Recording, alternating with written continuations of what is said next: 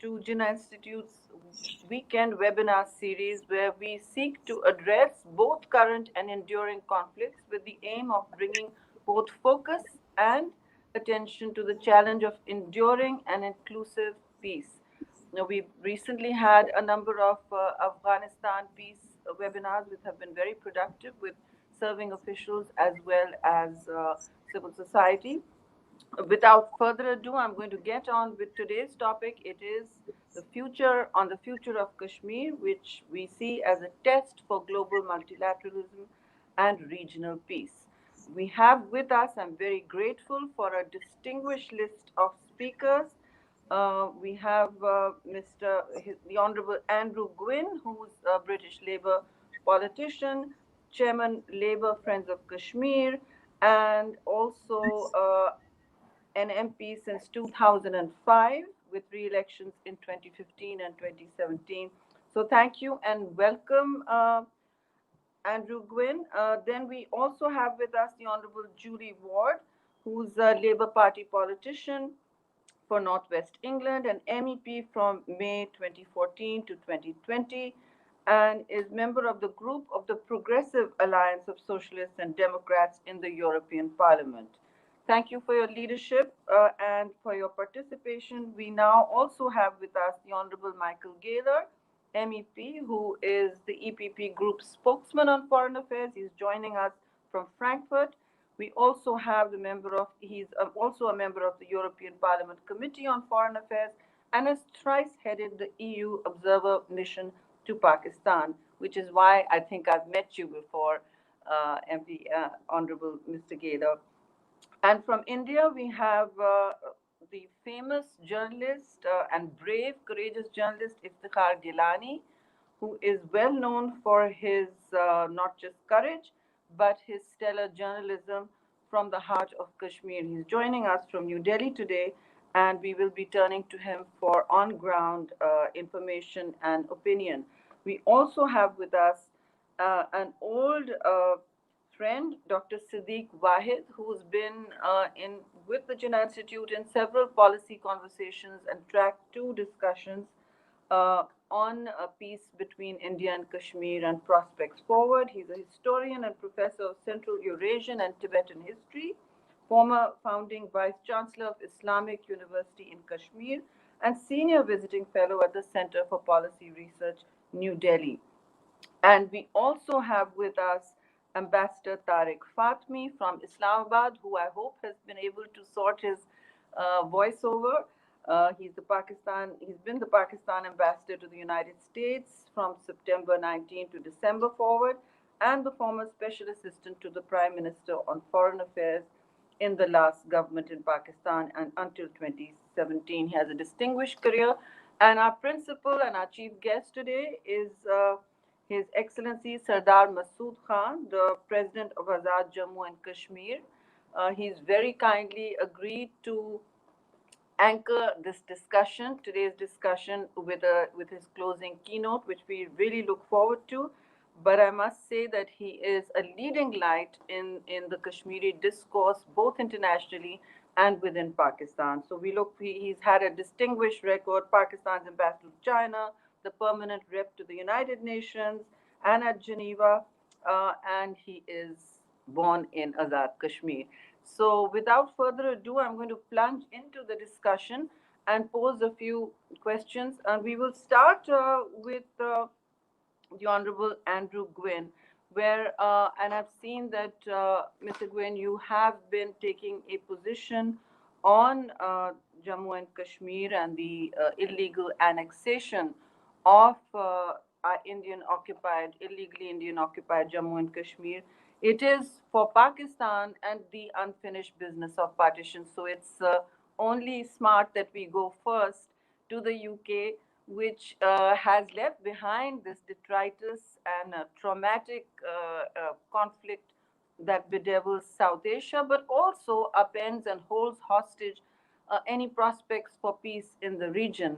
Let me point out also, Kashmir is the oldest dispute, one of the oldest disputes on the UN docket. It is one of the most militarized regions in the world. And with the United Nations General Assembly coming up, the 75th, next week. We were hoping to raise some important questions and see what we can gain from your leadership and scholarship on the matter. Thank you very much once again for bringing your expertise and time and sharing that with us.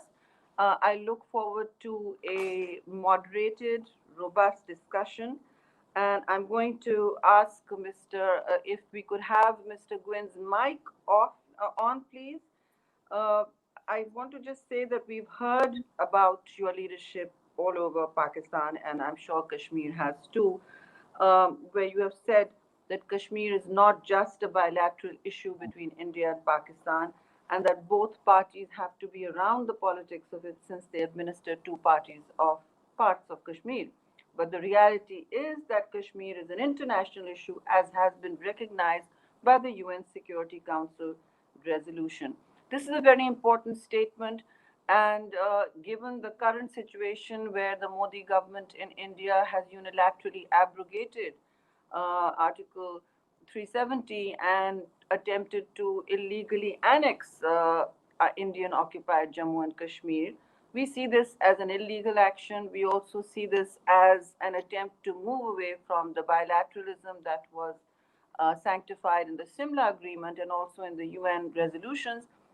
But it is equally important for us to recognize that the Kashmiri people are the first settlers of this entire conflict. They are principal stakeholders, and the UN resolution does commit to that. It is about ascertaining the will of the Kashmiri people, which is what we are talking about. Had this not been a problem, had the will been ascertained, we would not be where we are today. Kashmir, as you know, is a flashpoint potentially between two nuclear countries which have gone to war several times against each other. And at the heart of the issue has always been Kashmir. So, quickly, I'm going to pose two questions, and then, of course, you can address things as you want.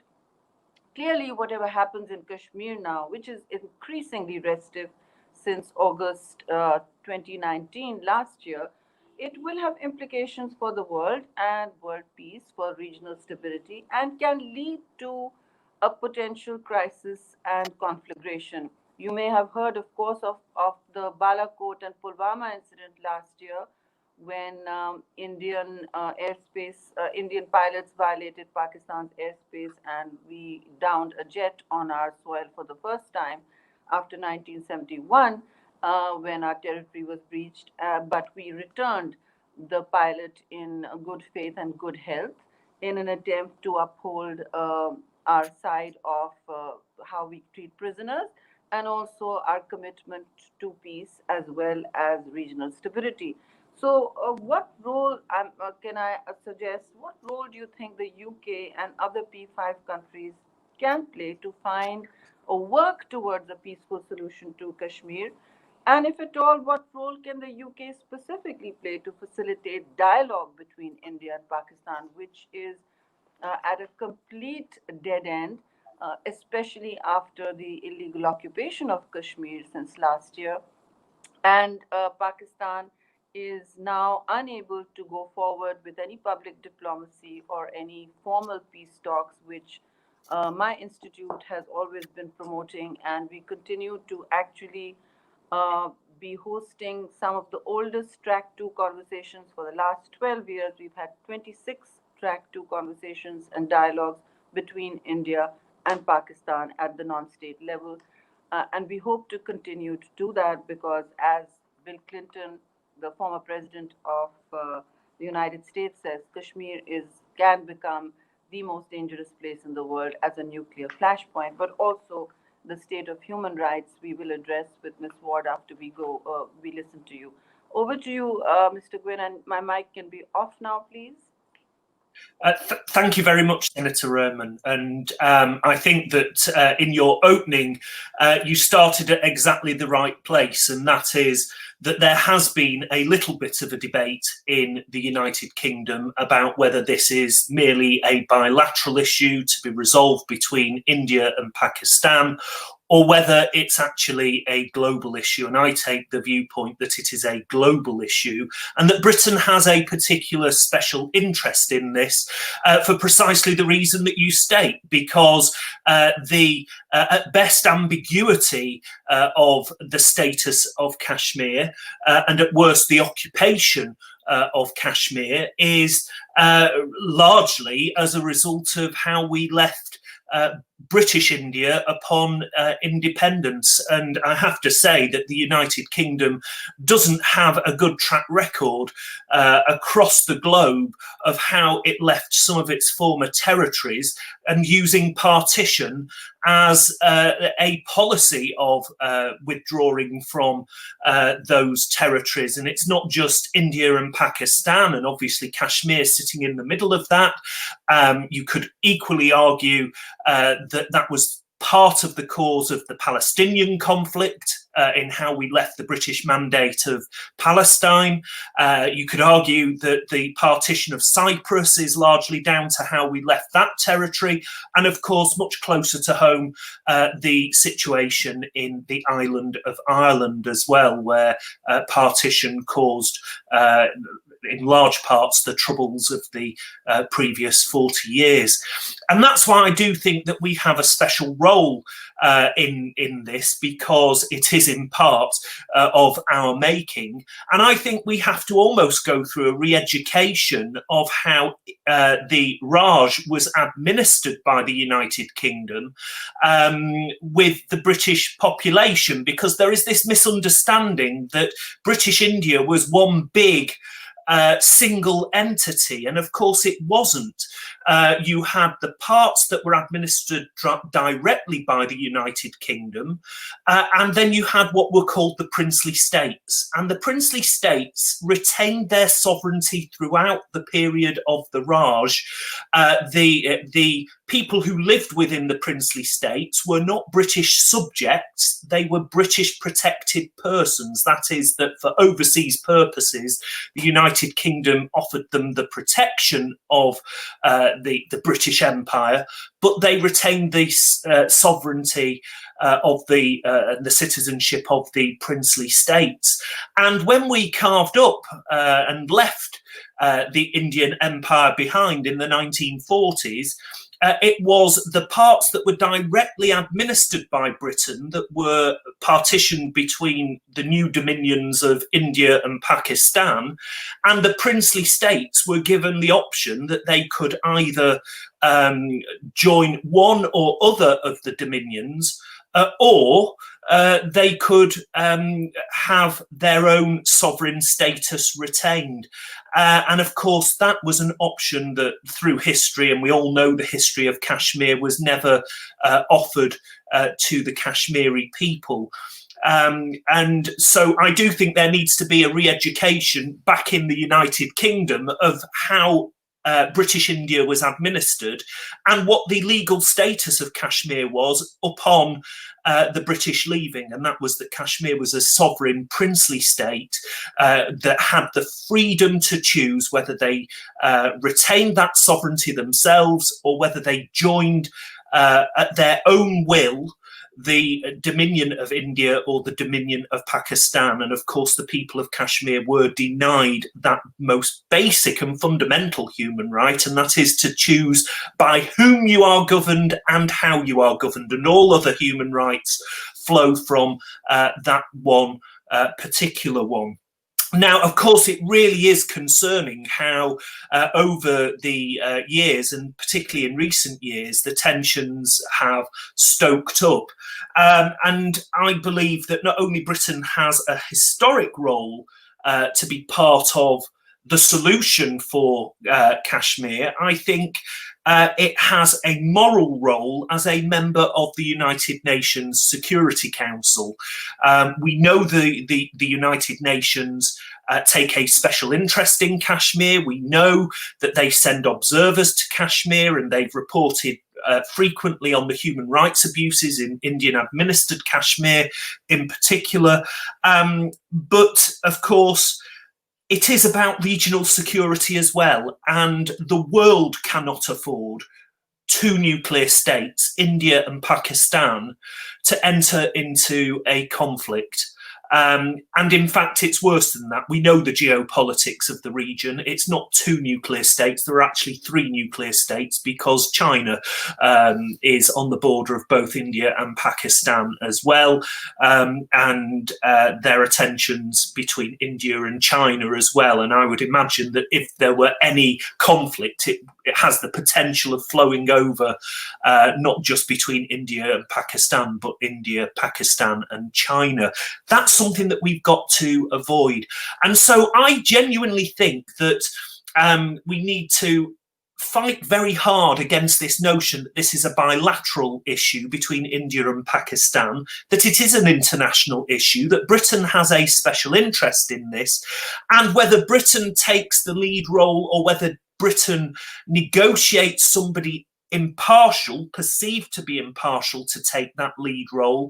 I think that we can take examples of Norway's lead in negotiating the Oslo Accords and the United States of America's lead through Senator Mitchell in the Clinton administration in negotiating the Good Friday Agreement and bringing Britain and Ireland to the discussions that led to lasting peace in Northern Ireland. And so there are international examples there of where a third party has taken the lead to bring the two main players around the table. But in this, we must always remember there are three main players.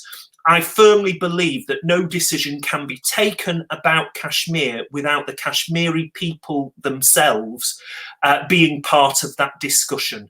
And so that's another reason why I firmly reject this being a bilateral issue. Yes, Pakistan and India have a direct interest in this, but so do the Kashmiri people. And ultimately, their needs as UN and international law, UN resolutions dictate that the final resolution has to be a decision of the Kashmiri people, as is explicit in the Independence Act of the British Parliament, that the people of a princely state should have the choice as to whether they joined India, Pakistan, or retained sovereignty as a state themselves. And that, for me, is the fundamental issue.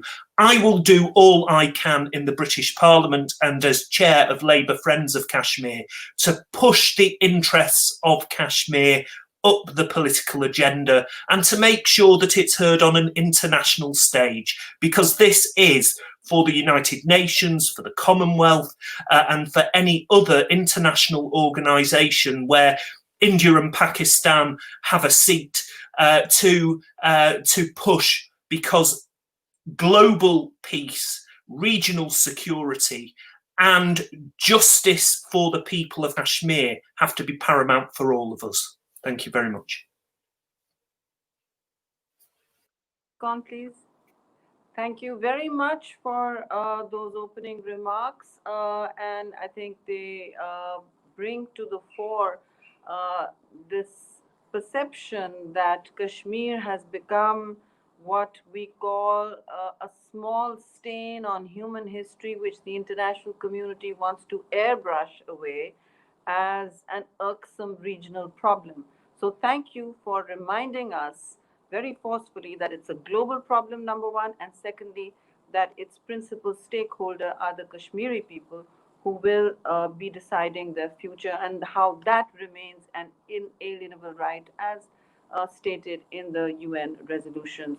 I'm now going to quickly go to Iftikhar Gilani on the ground there and ask him, and then go back and forth between others, how Kashmiris view the international community's reactions in the wake of August 5th, 2019. And do you think that the 75th UN General Assembly, which is being held next week, will yield anything, or will it be business as usual? Do you also see the erosion of the Kashmir agenda from the UN docket because of India's assuming the UNSC seat this year and lobbying very hard for Kashmir to be removed from the actual UN, from the Security Council's resolutions. So there is a lot to be discussed. We can talk later about the human rights abuses because they're paramount to our discussion and core to identifying how the Kashmiri people are suffering under Indian occupation. This is not a new thing, but the suffering has gone up manifold and in egregious ways that bear telling and retelling. So I'm going to quickly come to you with this particular question related to multilateralism, and then we can address other things later. Please put Mr. Gilani's mic on. Thank you very much for joining us and for your bravery in calling out the Kashmir issue when few are able to do so. Thank you very much. I think my sound is, I'm audible in the audible to all the participants. So this is, I right now, actually, I'm not in Delhi right now. I am actually speaking right now from Ankara.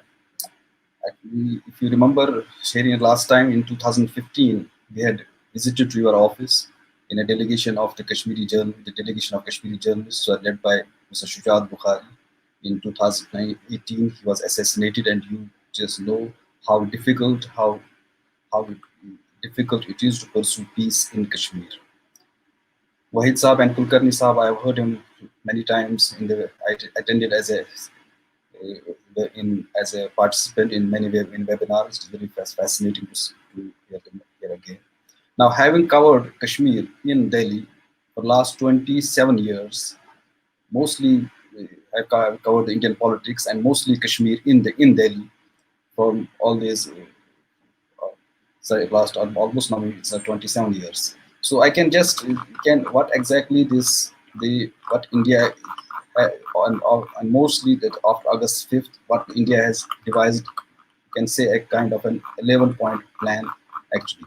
Is number one is the Prime Minister and his National Security Advisor and the Home Minister. They have a concerted plan to tell. They say that it is the first and the last moment to tell Kashmiri and Pakistan that what do you want to achieve is unachievable, and to tell Kashmiris that nobody is listening to them at the international level, and make a situation that Pakistan is not in a position to help them. And those who create an impression of optimism, whether it is Kulkarni Saab, whether it is the Wahid Saab, whether whoever it is, or Tariq Gilani, whoever it is, they need to be punished, whether it is their internal or the external forces, or maybe they are the countries. That's why the way they took the positions against Turkey, against Malaysia after the last UN General Assembly session. At all the points, they need to be reiterated to Pakistan through media repeatedly, and to test Pakistan's nerves and bring Pakistan administered Kashmir and states into the world discourse, and to achieve territorial dominance in Kashmir by adding more forces and encircling all civilian localities by creating habitats and townships for Kashmiri Pandits and outsiders, and to change the mindset of Pakistan and Kashmir, find outlets to highlight the futility of their Kashmir war, and to make Kashmiris realize that future lies only and only with India, and to convey pro-India, and most important, to convey this pro-India or the mainstream political parties like the National Conference, People's Democratic Party, People's Conference, that contesting elections on autonomy or self-rule or give any formula for the Kashmir's resolution, those days are gone. Be like any other political party in India and to contest for power like any other countries. And on the diplomatic front, which may be quite very interesting for all of you, is that what I have been for the last, because in India, when this 2016 outpouring in Kashmir happened, so there were many briefings by the top government officials, what they used to tell us, and that's what they are exactly telling to the world right now, the world also. And world somehow, quite unfortunately, is believing also in them. That to make a difference between the outpourings of Kashmir in 89, 2008, 2010, and 2016. They're telling the world that 1989 uprising was an outcome of the 87 rigged elections. 2008 was a tension between Jammu and Kashmir, a valley over this Amarnath land row, and 2010 was due to misgovernance of the Umar Abdullah government, and then most important, and 2016 uprisings and the events thereafter.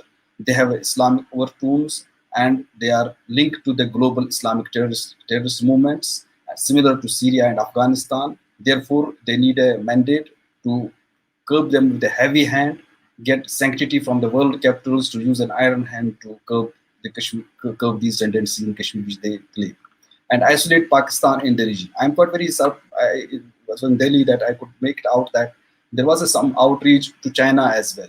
I know why China didn't actually respond to those overtones, but there was talks in Delhi that India is now ready to using the Dai-Bingo formula to settle the border disputes with China. There were conveying to China that this Article 370 was an hindrance to settle boundary disputes, as Article 253 and 254 of the Indian Constitution, which gives limitless powers to the Indian government to enter into treaties with foreign governments, it was not applying to Jammu and Kashmir. So because of that, they were not able to settle the boundary dispute with China.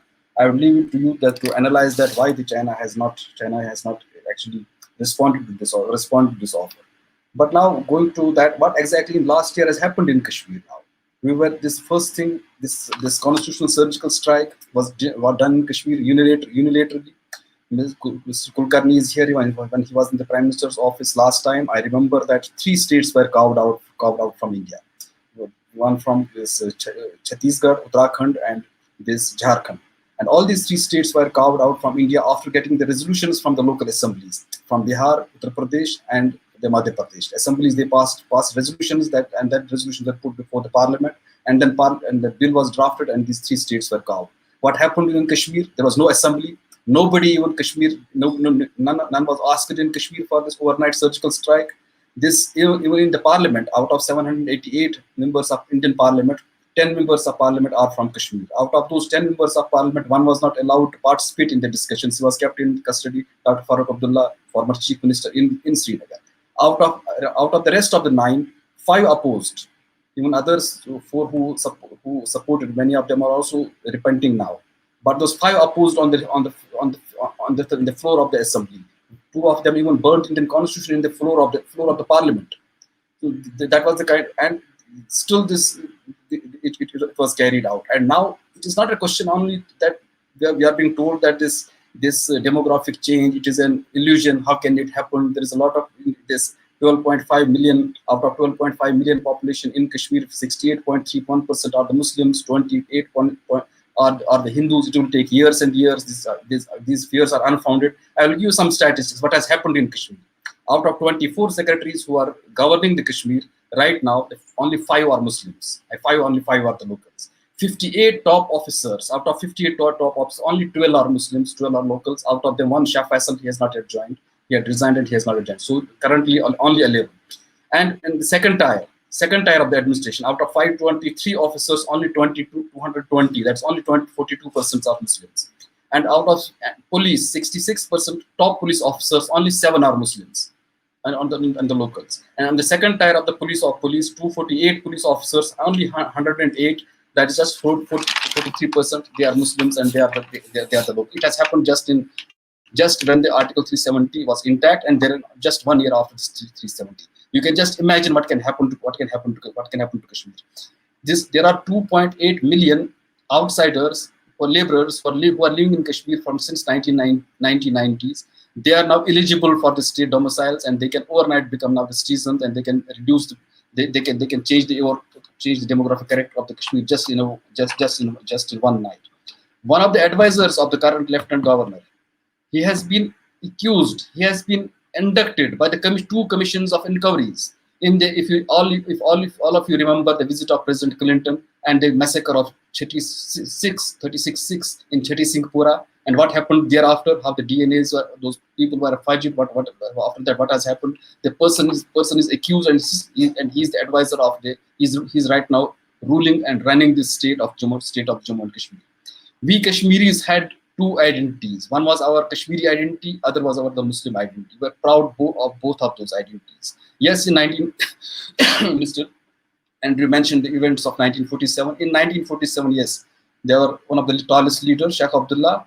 He had his mind that maybe going to Pakistan, our identity, or Kashmiri identity, will be compromised. We'll be merged as a Muslim in an ideological Muslim nation, and our identity as a Kashmiri will be compromised. They thought that in a democratic India, being a crown of a democratic India, which is pluralistic, which is a democratic, our Kashmiri identity will be more preserved than in the theocratic than the theocratic in Pakistan. But down the lane now, after 70 years, our both identities are in danger. Our Kashmiri identity is in danger. The language of Kashmir, the script of the Kashmiri language is being changed. For last 800 years of our history is being actually demolished. Our history is being ravaged. It is being changed. India will. They have thought that India will preserve both its identities, showcase its democratic credentials to the world. We were told last year that because of this development, very honey and milk will now pour in Kashmir. There will be so much development in Kashmir. But what has happened in Kashmir? Out of 52 mining contracts were issued in last 1 year, only out of those 40 of these mining contracts went all the outsiders. Only 10 of them went to locals, none from the Kashmir Valley. So local businesses are being attacked. The former justice of this Indian Supreme Court, Madan Lokur, in the group of citizens, he had counted the 400 billion rupees has been lost to Kashmir for last 1 year. 178 billion were lost just because of this shutdown of the internet, which is still not yet been restored, completely restored. I live in Sopore. It is a commercial hub of the Kashmir Valley, where from the horticulture, the fruits, apples are traded. World famous apples are produced in Sopore, in the town of Sopore and its vicinity. 1.3 million, 1.35 lakh metric tons of these apples got rotten just because they didn't have a transport.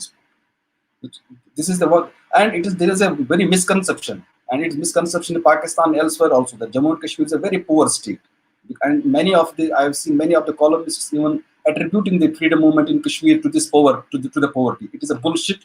Kashmir, out of 11 Indian states who are the hilly and states, they are called special states in India. Out of those 11 states, the Kashmir had the third highest tax revenue. Kashmir had the second highest non-tax revenue. State GDP of the Kashmir was 780 billion, and this below poverty ratio in Kashmir was just 10%. Below 10%, out in India it is 21%. So this misconception is going on and around. About the human rights violations, we may discuss this later. But the Kashmir calls for an concerted multilateral and the regional approach. Kashmir is. I'm just warning everybody that Kashmir is on the tinderbox. It is on an explosive, and it can burst anytime. It is a piece of graveyard. Don't take this piece as a piece it is a piece of a graveyard. Kashmir, it is a third event. I can say that in 1953 the Sheikh Abdullah going to jail, and in 1987 the rigging of elections, and all of these, when the Kashmir has boiled, Kashmir has taken its own time. Kashmir has taken its own time. In 53 it boiled in 60. Thank you, Mr. Gilani. We have a lot to hear from you. We'll be coming back to you. But I want to take this now. You brought up a load of questions I was going to ask. You've answered them yourself very courageously and given us a chronicle of your anxieties and repressions on the ground. I do want to address the human rights situation about which the European Union, as well as British Parliament, and even now the United States have held a special hearing in their Congress. I do want to address what actionable steps can be taken to alleviate the ground situation in Kashmir, to protect and uphold human rights and the will of the people. Those are two separate things, but those are very important. And I will come to the Honorable Miss Ward after this, with her record of supporting women's rights and also speaking out over the rape and brutality against Kashmiri women, against Kashmiri children, and by and large, the population of Indian illegally occupied Jammu and Kashmir. You know that Mr. Gilani mentioned the domicile certificates and the identity of Kashmir, which is now being the Modi government is attempting to change. 430,000 domicile certificates have been issued for a settler scheme to wipe out the identity, the Muslim and Kashmiri identity, which Kashmiris hold very dear to the core of their central question. And hate crimes, this is linked to the fact that hate crimes against Muslims in India have also exploded since Modi's party came to power, not just in 2014, but again in 2019. And that culminated in the murder of more than 50 Muslims over the course of 6 bloody days in New Delhi, which we will bring to Mr. Kulkarni's attention, I'm sure. But as far as actual illegally occupied Jammu and Kashmir is concerned, we see that there are cordon and search operations that destroy entire houses and families. They blow up the houses. There is an innumerable number of mass graves, as Mr. Jilani describes it. It is the peace of the grave. And it's not at all a peace. Kashmir is restive and it feels alone and abandoned as a population which has been literally taken over and governed by a slew of India's draconian public safety acts and other uh, detention laws, which now actually even go so far as to detain young children. A report from India has actually come out about how children were detained, and the Supreme Court uh, found in its heart to justify those detentions and said, well, that it is all right. This report is called Jammu and Kashmir, the Impact of Lockdowns on Human Rights. It's a 70-page report which was released a few weeks ago by the Forum for Human Rights in New Delhi, and it is written by a prominent group of Indian journalists, former diplomats, and academics. These are no fringe groups. These are mainstream Indians who are speaking out against the daily humiliations, torture, communications lockdown, and other repressions and mass detentions, new media censorship tools that are taking place. And this report talks about 6,605 people, including miscreants, stone pelters, overground workers, separatists, being taken into preventive custody after August 4th, 2019, as per the Home Ministry, Indian Home Ministry's own data.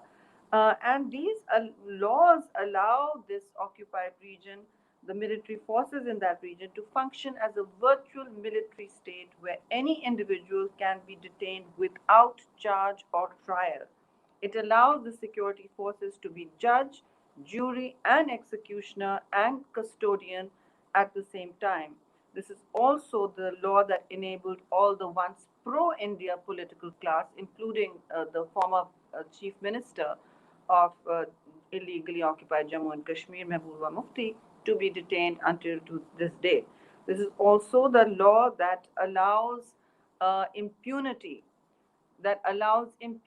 without check or any sanction from the multilateral or international community. Had any other country done this, it would have been under sanctions by now. So, without further ado, I'm going to ask you to speak and ask for Ms. Ward's mic to come on and speak to us about how you think, Ms. Ward, the international community can help with what is going on in this valley of blood and graves and martyrs, and how this most militarized zone in the world can stop the maiming, torturing, and arrest of innocent Kashmiri people who are only asking, as Mr. Gwynne says, for their most fundamental human and inalienable right to govern themselves and choose who governs them. Thank you. Over to you. Please put her mic on.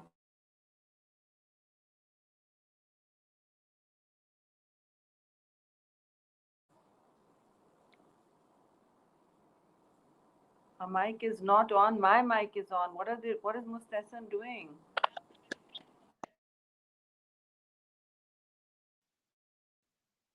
Can you hear me now?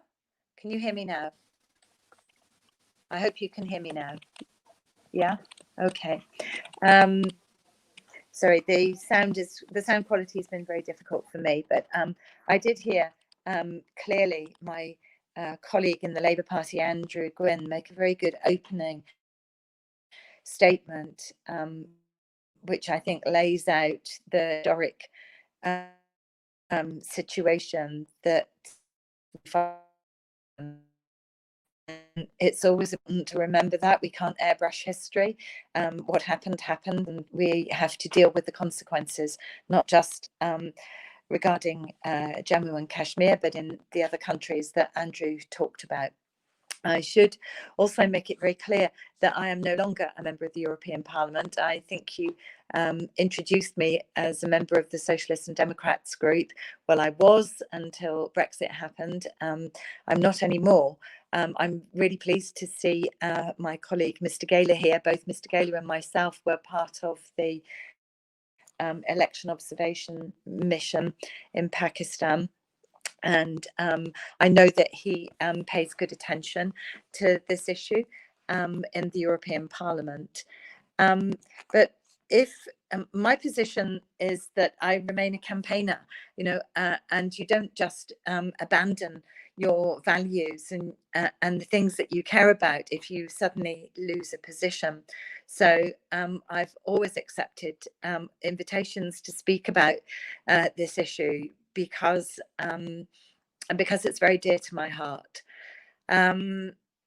So first of all, I'm aware of the ongoing human rights situation. I saw it for myself when I made a visit there. I think it would have been January 2017. It feels a long time ago now. And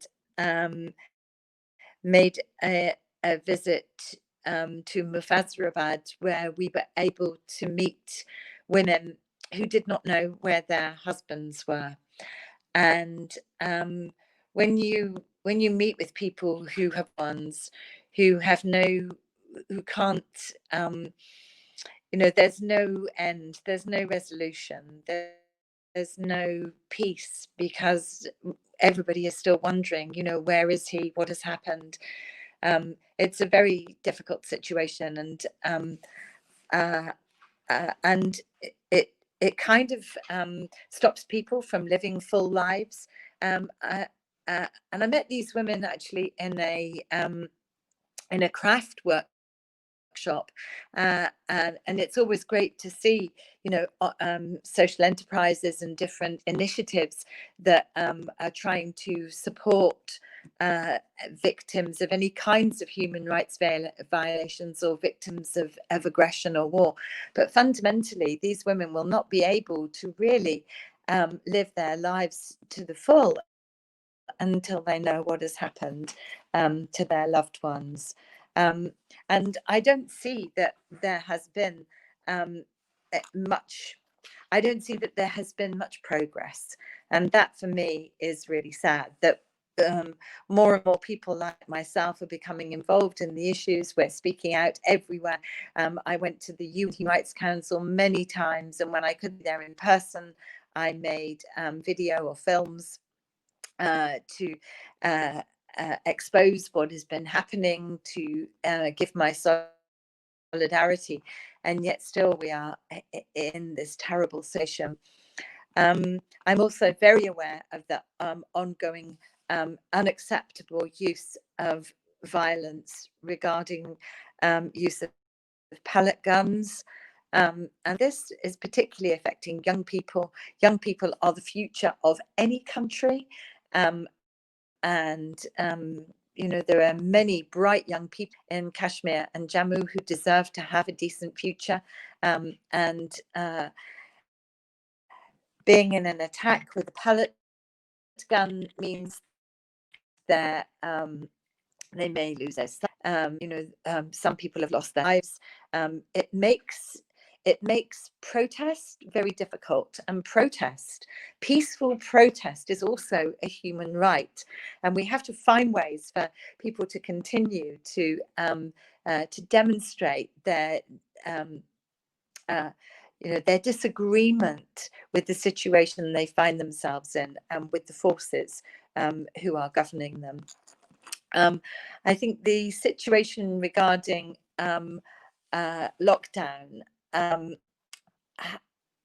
has been muddied because of coronavirus, and we really need to decouple the lockdown in Jammu and Kashmir We need to decouple it from the issue about coronavirus. And in that respect, I've been spending a lot of time attending online seminars about democratic decay, about the way that many governments and states have used this pandemic as a cover under which they will continue to chip away at democratic rights and take the focus off issues that we should be dealing with, particularly long-running issues like this. So I just wanted to restate those things. And I haven't yet heard the issue of Jammu and Kashmir being raised in any of the conversations that the conferences that I've been attending, where I've been listening to so-called experts talk about democratic decay and surveillance and all the rest of it. I don't hear people alluding to the situation regarding Jammu and Kashmir and the revocation of Article 370, and then coronavirus on top of that. And I think maybe that some of us have to push harder to have this as a case study in amongst those other case studies that are being used. So perhaps some of us might want to meet and discuss this afterwards, and how we can make representation to these different academic research institutions, because they're the people who are proposing these case studies, who are hosting these conferences. I really feel that this has to stay at the top of the agenda at the UN. I would really like to see a special team from the UN go to the region to be able to report back, to spend some time there, to, if possible, have an office embedded, and regular reports made back.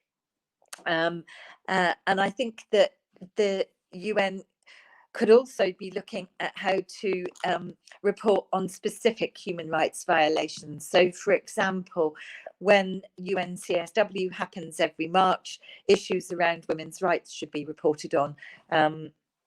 When different committees sit to talk about the rights of minorities, for example, to talk about children's rights, all these things should have a special focus or report back specifically on issues facing the people of Jammu and Kashmir. I was asked to think about whether or not I think Pakistan's current initiatives are effective, and I think that there's a huge problem with Kashmir aligning itself with China, because China is also an abuser of human rights, and I don't think it's particularly helpful for any country to be doing deals and joining in joint projects with countries that have really, really poor human rights records. And that makes it very difficult for countries where we might be making a stand, for example, against China's detention camps for the Uyghur people. We then would see, Pakistan standing with China on the Belt and Road Initiative. And I just think that complicates things, and it makes it quite difficult for those of us who are standing up for all human rights unconditionally to then see that a partner that we might want to work with on another human rights issue is perhaps favouring China. What I'm having trouble hearing this.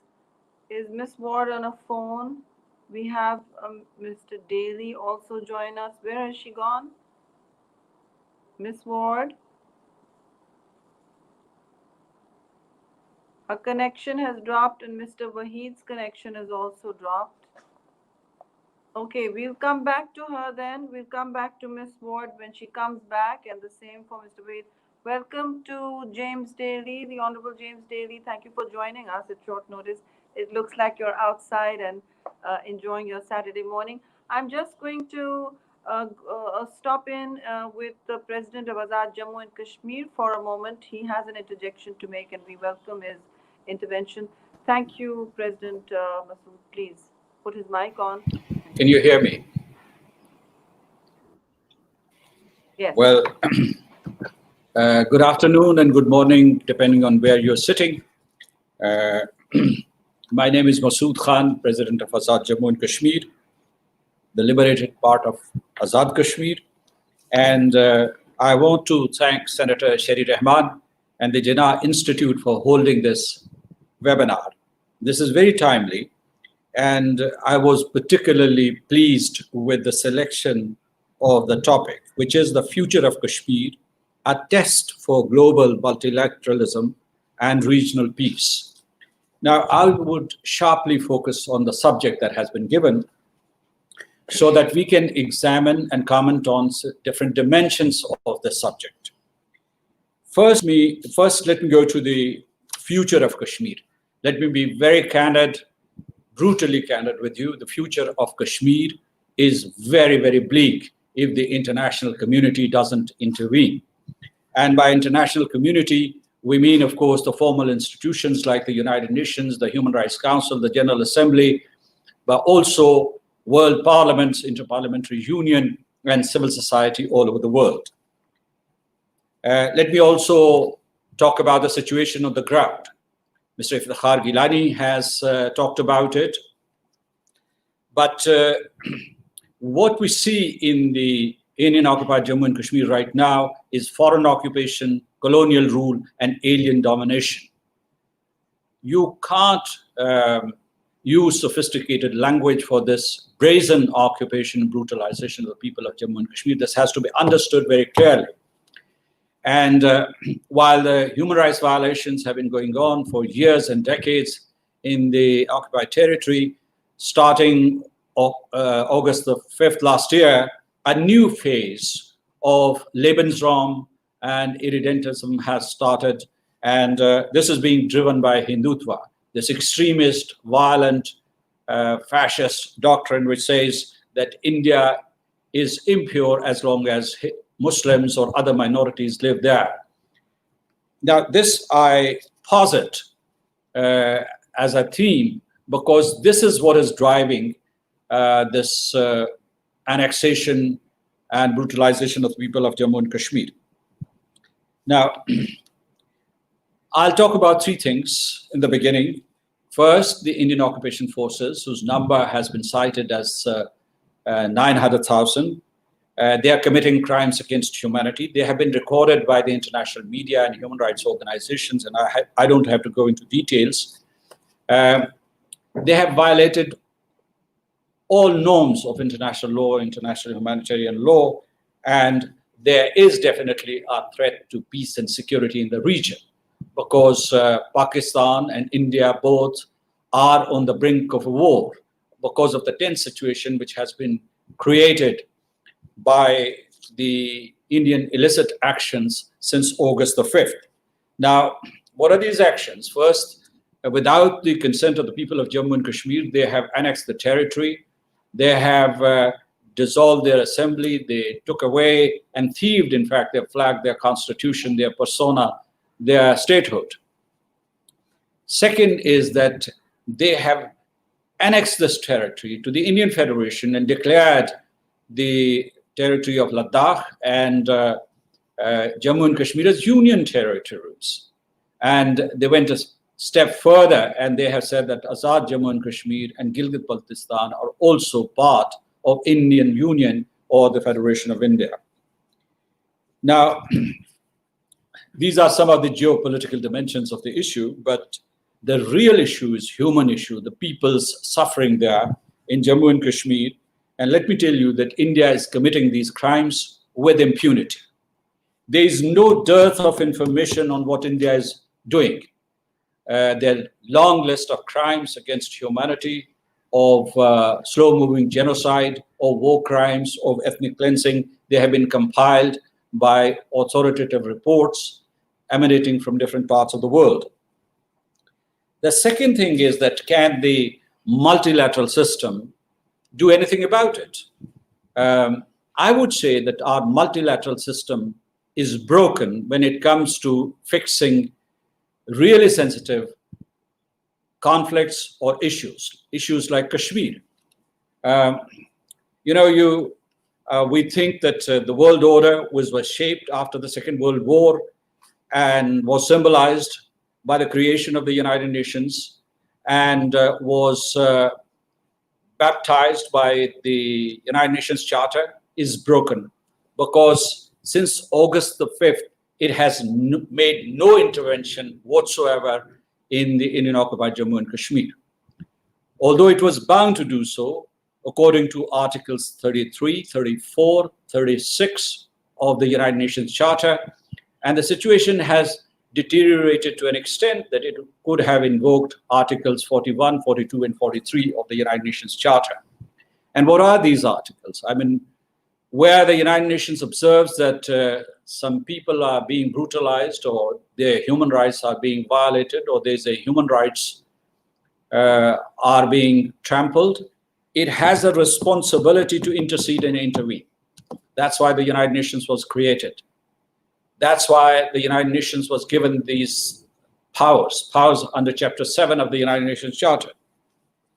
The system is broken because it is not focusing on peace and security. I mean, I sat in the Security Council for 2 years, back in 2012 and 2013, and I can tell you, I can give you first-hand testimony that they would focus on African issues, or probably one or two issues in the Balkans, or probably one in Latin America, but they would not take up really sensitive issues like Palestine, like Kashmir, like developments in North Korea, or Syria, or Yemen, because the P5 have reserved, the permanent five have reserved these issues for themselves. There is realpolitik. They would not intervene. They dare not intervene, I mean, these non-permanent members of the Security Council. Now, there are also other instruments which are applicable. For instance, I want to put on the table right now, I mean, the subject that we should be discussing in this seminar and in other webinars is the demographic changes that are being made forcibly in the occupied territory. According to our information, starting April, India has already given domicile certificates to about 1.2 million non-natives, non-Kashmiris, Hindus from all over India, and they've been settled in Kashmir. And they have plans to increase this number to 5 million in the next 2 years. By doing so, they would have changed the demography of the entire occupied state. There would be no Kashmir to defend because it would be a Hindu state, or as they call it, Hindu Rashtra. The second thing is that they have systematically started economic exploitation of the people of Jammu and Kashmir.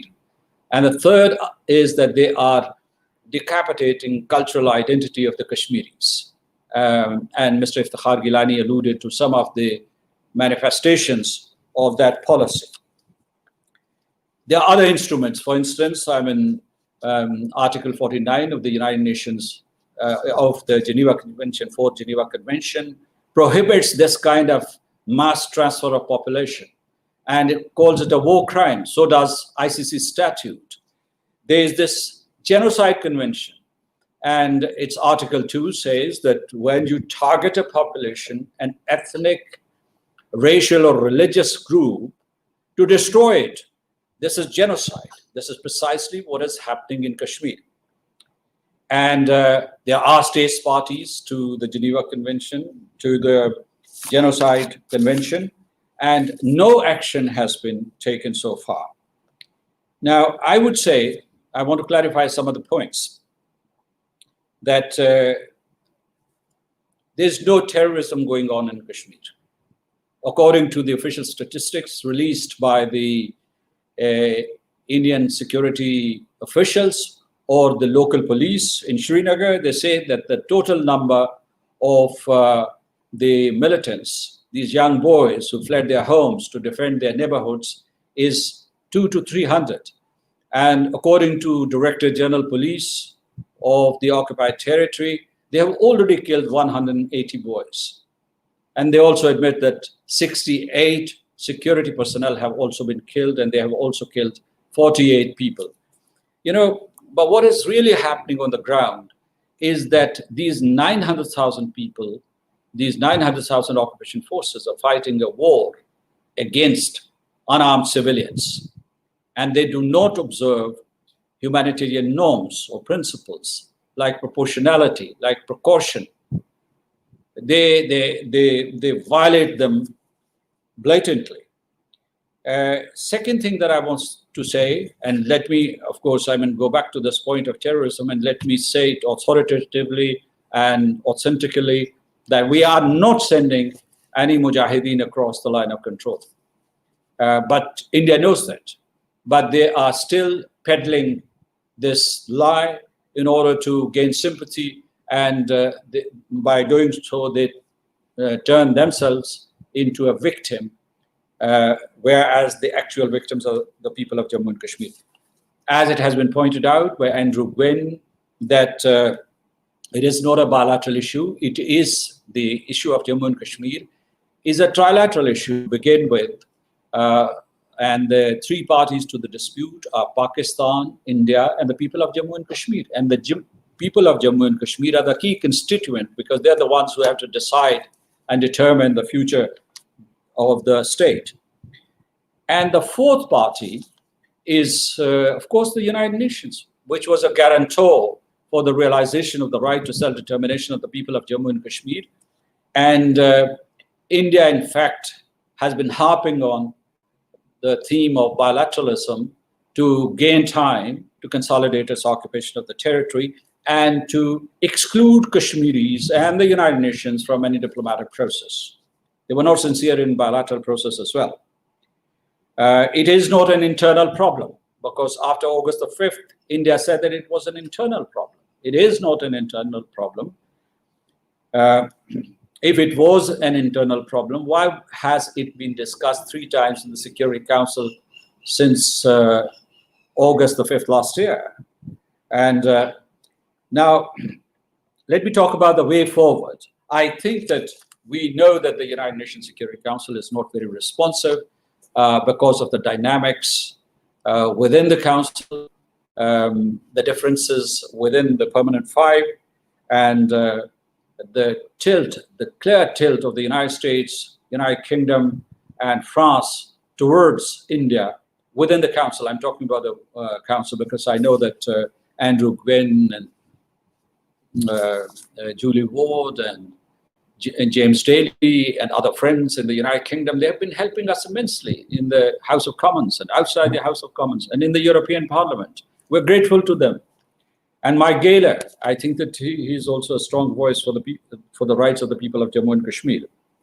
But I say, even if the United Nations Security Council is derelict in its duty and in its obligations, we must keep knocking on its doors until it really takes cognizance of the situation in Jammu and Kashmir.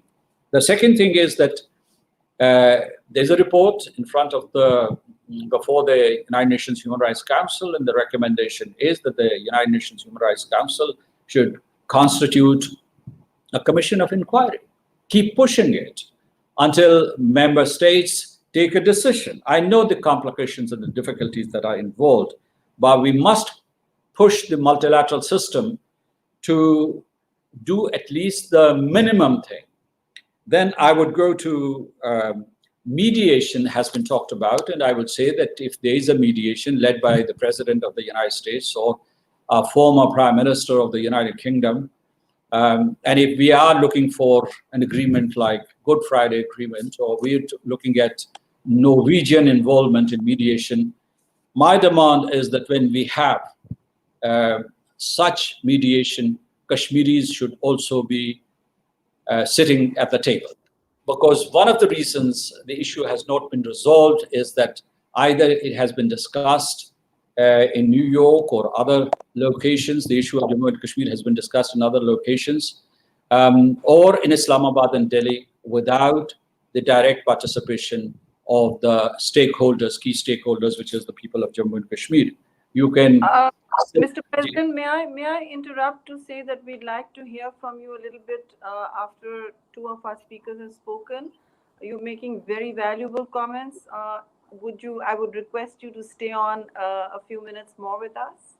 Is that all right? What I can say is that I'm going to conclude in the next 3 minutes. So just give me these, okay. Next 3 minutes. Then I have 2 or 3 proposals. As a matter of fact, I would really want that there should be some reaction to these proposals. One is that since we are disappointed with the performance of the multilateral system, I have proposed that we should start an international civil society movement across the globe, like the movements against the Vietnam War, or civil rights, for instance, in the United States, or racial discrimination or racism in South Africa. Unless we enlist the support of the global citizenry, I doubt we would be able to produce critical mass supporting the cause of Kashmir, or building critical pressure on the multilateral institutions. I have also proposed that we should start a boycott, divestment, and sanctions movement against India, like the one we have in case of Palestine. We should also explore avenues for accountability of India. I mean, somebody said, even in this webinar, and I would elaborate it further, that if we go back to if it was 1945, these Indian leaders who have been committing these crimes against humanity with impunity, they would be in the dock in a tribunal, for instance, like Nuremberg Tribunal, where they would be tried and they would not go scot-free. My last points are that the people of Jammu and Kashmir and the people of Pakistan would enlist the support of the international community. That includes the support of the European Parliament, whose 626 members tabled half a dozen resolutions this January condemning Indian actions, calling out India, and demanding a solution of the Jammu and Kashmir dispute. We would also leverage the strengths of the media, our diaspora community, and we would like to reach out, Mr. Kulkarni, we would like to reach out to the Indian civil society and Indian political forces who have been speaking up for the people of Jammu and Kashmir and who have been criticizing the aggravating and aggressive steps taken by the BJP RSS regime. We should, I think that one of the takeaways from your seminar, Senator Sherry Rehman, would be whether or not we can explore some space for diplomacy, because all diplomatic channels are closed, blocked, choked. So can we open new doors? That's all that I want to, with just one last point, and that is that I would appeal to the European Parliament and the United Kingdom Parliament, because their representatives are sitting here, that we would be grateful to you if you could activate your caucuses and your committees to focus more sharply on the issue of Jammu and Kashmir, because Kashmir is slipping out of our hands, and if we act after 1 or 2 years, it would be too little, too late. Thank you so much. Thank you very much, Mr. President. We have taken note of all your invaluable and important suggestions, and we'll circulate them round. We will also be talking about them. Enhancing the space for diplomacy was the President's last call, literally, an important one, which Pakistan and India and Kashmiris need to explore. But really, the appeal is to the multilateral and international community as we go into the UNGA. This is an international dispute. It is not an internal matter for India. And with those words, I'm going to come to Sudheendra Kulkarni, who has been a brother in long struggles for renewal of dialogue between India and Pakistan, involving Kashmir, involving all stakeholders, which is essential for a resumption of any normalcy in the region and for giving Kashmiris their due rights. With I would also like to ask Mr. Kulkarni how his Forum for New South Asia is doing. What is the new normal in Modi's New India? We all do know what it is, but hearing from it on the ground is, I think, very important. And I'd just like to pose one more question. That on 2020, if you recall, on August 5th, Narendra Modi sent out a very powerful message about the majoritarian and illiberal nature of his so-called democracy. He went on to the Babri Masjid, the demolition site, on August 5th, 1 year after the illegal occupation of Kashmir, an annexation that he attempted, to erect the Ram temple on the ashes of this Babri Masjid. With all, I know that all of you fought very hard with civil society in India to reclaim some of this, but his consistent erasure of Muslim identities, of minorities, and the kind of regular oppression that is going on sent a powerful message to Kashmir as well. To use that date to erect a temple on the ashes of a contentious and controversial project, 100-year, 1,000-year-old mosque of the Muslims that had been destroyed, the famous Babri Masjid, was actually inaugurated as the temple, Ram temple, on the 1 year anniversary of his illegal occupation of Kashmir.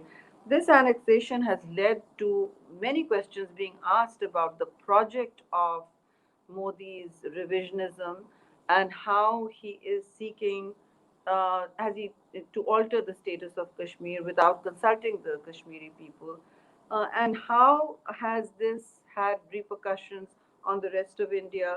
Are there people who will, like yourselves, who still seek a dialogue involving all stakeholders?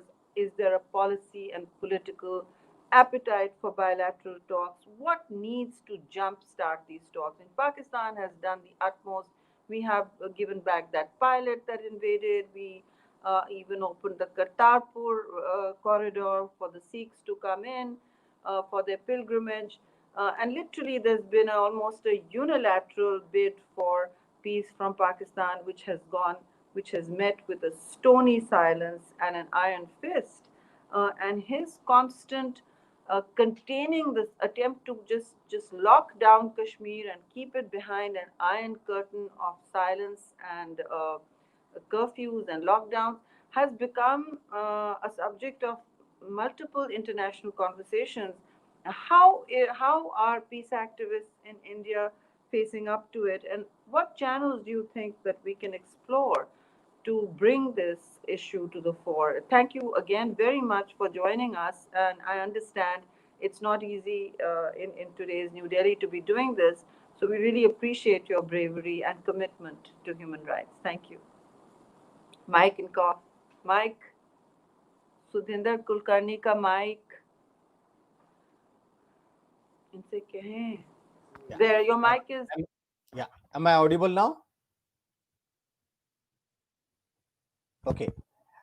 Thank you, Senator Sharif Rehman. It's truly an honor to be invited by Jinnah Institute and by you in particular, because I admire your persistent and spirited advocacy for better relations between India and Pakistan.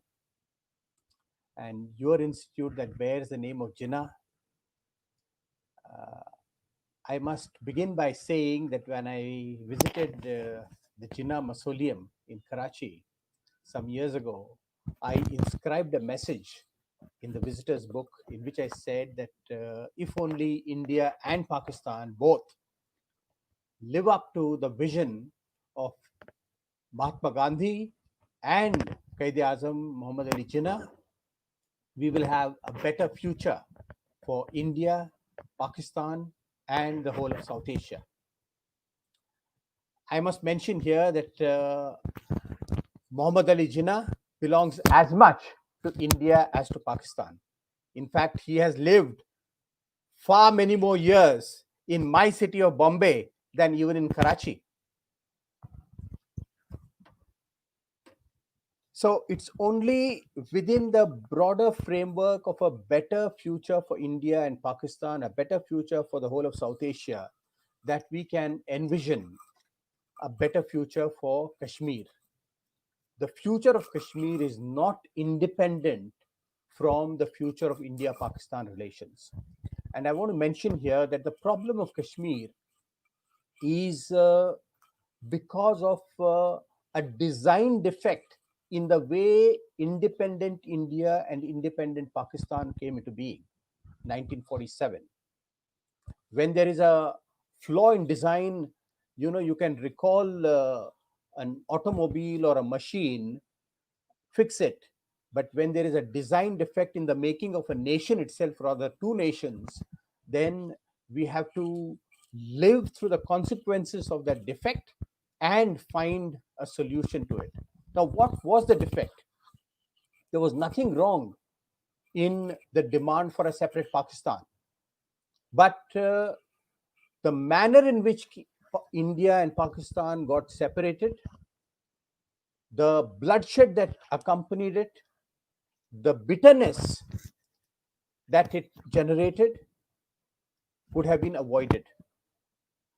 And specifically, and this perhaps may not be acceptable to many Pakistanis, the theory of two nations, that in Hindus and Muslims are two separate nations, and therefore Muslims need a separate nation, this was a flawed theory.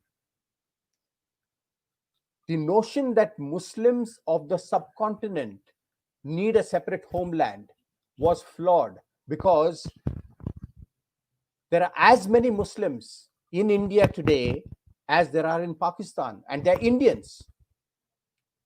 So we need to repair, we need to rectify the defect with which our subcontinent got divided. And that is, the way to do it is not two nations theory, but two nations together theory. Partition cannot be undone, but the negative effects of partition have to be undone. And within that, one of the greatest negative outcomes of partition, sorry, you were asking me something, Senator? Mr. Kulkarni, no, I just wanted to say that if you could speak a little Yeah. louder, number one. Number two, the premise of Pakistan is not something that we welcome being challenged. I'm saying very respectfully. I understand you have your views, but we don't have that conversation with Bangladesh either, that the premise is wrong. So would you please get on with No, discussing I'm Kashmir right saying now? this. Understanding it was an outcome of the trauma. I'm saying this because the nature of Kashmir, as a Pakistan thinks of it as an unfinished agenda of partition. India thinks of Kashmir as an unfinished agenda of partition. The fact of the matter is that the unfinished agenda of partition is to see how India and Pakistan can come together as two separate nations, but living in peace. And within this, we have to find a solution which is just, which is humane, and which is based on justice to the problem of Kashmir. Now, this year marks the first anniversary of the abrogation of Article 370. I have absolutely no hesitation in saying that the abrogation of Article 370 was unconstitutional, and it was also effected in an unconstitutional manner. It was a betrayal of the promise made to the people of Jammu and Kashmir. And because it is wrongly done, this wrong has to be rectified. It was done. The main reason for doing so was the government of the day in India wanted to fulfill a certain election promise of its own party, that is the Bharatiya Janata Party, which has been advocating for more than 50 years And since it got adequate majority in parliament, it felt emboldened to do it. But what it has done is wrong, and the wrong has to be rectified. Along with the abrogation of Article 370, one more very consequential decision was taken, and that is the bifurcation of the state of Jammu and Kashmir. The state was bifurcated and reduced to two union territories: the Union Territory of Jammu and Kashmir and the Union Territory of Ladakh. As a result, something new has happened. A new dimension to the problem has been added. The Kashmir issue is between India and Pakistan. Although I agree with you that it is not only bilateral, the international community has to be invested in finding a solution to this. But basically, it's a problem between India and Pakistan, Kashmir issue. But the Jammu and Kashmir issue is not only between India and Pakistan. It has now become a trilateral issue. And when I say trilateral, because the word trilateral has been used earlier to refer to India, Pakistan, and the Kashmiri people. But I am using trilateral in a different sense. The broader issue of Jammu and Kashmir is a trilateral issue between India, Pakistan, and China. Because Ladakh, which is an important unit of the former princely state of Jammu and Kashmir, part of it is with China. And right now, the military standoff between India and China, which is a very serious one, in fact, has to do with India's claim on Aksai Chin, which is part of Kashmir, which is part of Ladakh, and China's insistence that Ladakh is not entirely of India. Aksai Chin belongs to China. So I'm saying this: we should frame this question of Jammu and Kashmir in the context of four constituent units: Jammu, Kashmir, Gilgit-Baltistan, and Ladakh. Very often, Jammu and Kashmir is reduced to the Kashmir issue. Now the problem has become trilateral, and therefore even the solution to the Jammu and Kashmir problem is trilateral. This is very important for all the stakeholders, including the international stakeholders, to realize. Now, what is the solution? As far as China is concerned, it is absolutely clear that whatever part of Ladakh is with China is going to remain with China. There can be no change in that. Similarly, as far as Gilgit-Baltistan is concerned, which is entirely with Pakistan right from 1947, that status cannot change at all. Even though of late, especially in the last 1 year, the Indian government is trying to focus on Gilgit-Baltistan in a very major way. There have been many statements by influential, important people in the Indian establishment that Gilgit-Baltistan belongs to India and we are going to take Gilgit-Baltistan. It's my submission that even the current standoff between India and China has something to do with the Indian repeated statements on Gilgit-Baltistan. We can go into it. We can go into this aspect later. But talking about the solution, whatever part of Ladakh, which is part of Jammu and Kashmir, which is with China, is going to remain with China. Whatever part of Jammu and Kashmir, which is with Pakistan, has to remain with Pakistan. And what is with India will remain with India. So this is my submission, is that let there be no thinking that this status can be changed. India cannot change the status as far as Pakistan's control and administration of both what we call POK and you call Azad Kashmir and Gilgit-Baltistan is concerned. And similarly, Pakistan cannot change the status of the fact that whatever is with India will remain with India. There is no military solution to this. So my submission is we must find a solution based on reality and realism. What cannot work should not be pursued. What can work must certainly be pursued.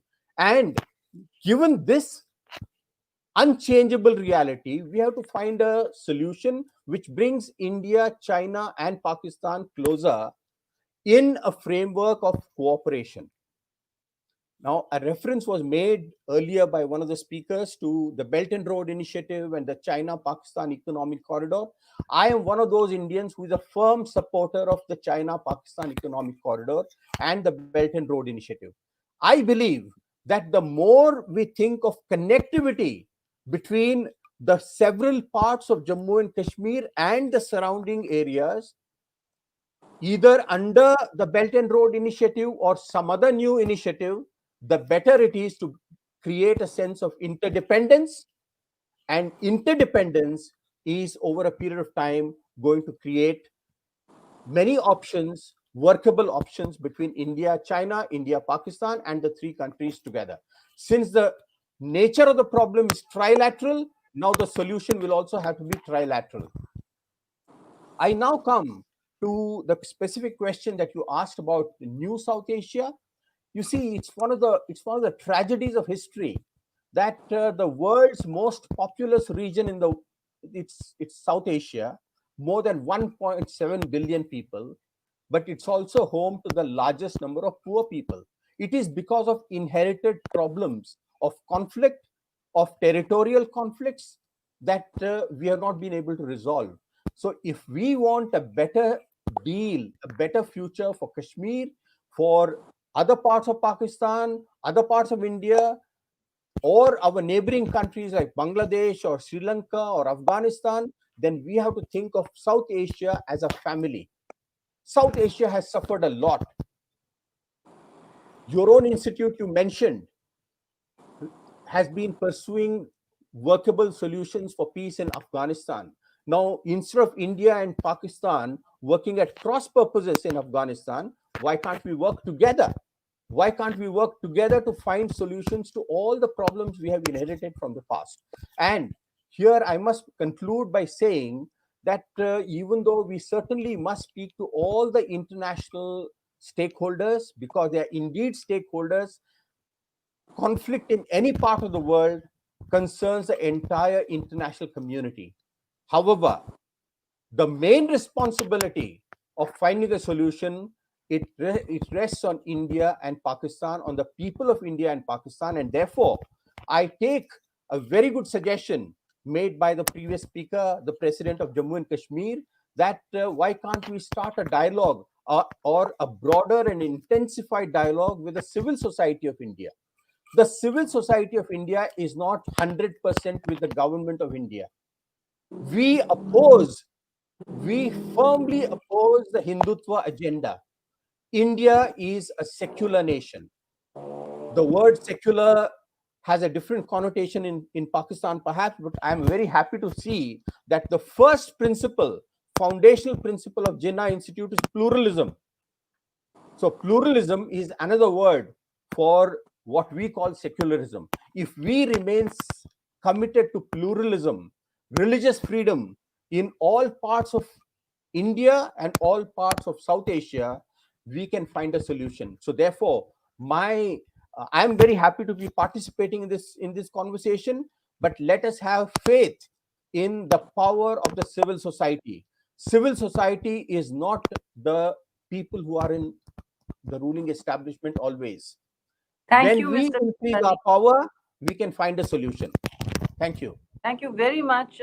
I may be able to come back to anyone if they have a two finger, but I want to now go to Ambassador Tariq Fatemi if his tech issues have been fixed, and also just quickly address what Mr. Kulkarni said. Certainly, there is absolutely no question about why partition took place. It was in response to public aspirations of the Muslims articulated across the board, and the same is what we are seeking for Kashmir. The unfinished business of partition doesn't mean partition was the problem.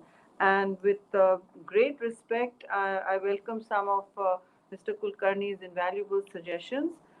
Yes, of course, civil society must be engaged in both countries, and pluralism is certainly the norm in Muhammad Ali Jinnah, Qaid-e-Azam Muhammad Ali Jinnah's statements and intent, and please remember his famous August 11th speech, and which is entirely inclusive and multi-faith in its embrace of citizenship, which is how we are seeking to conduct ourselves as a nation and a state.